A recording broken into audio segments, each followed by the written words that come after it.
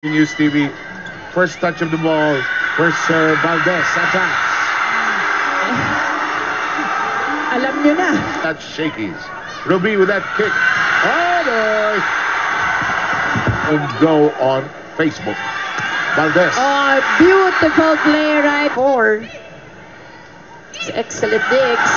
Tinago na naman si Eliza. Tama, so. Ganda mag-iabot talaga ni Pantone. No? Oh, Eliza Valdez. In the meantime, Valdez.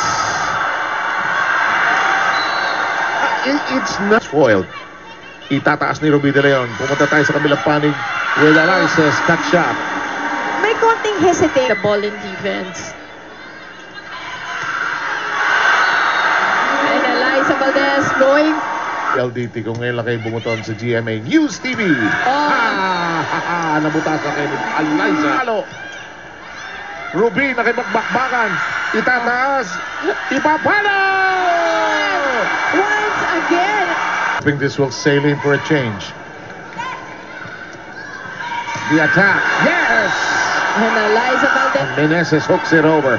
Meneses, of course, played or still plays for UST. Talking of UST. Oh, iba na yung mga players ngayon. Ang lalaki. Eliza Valdez. That is... Exchange of free balls.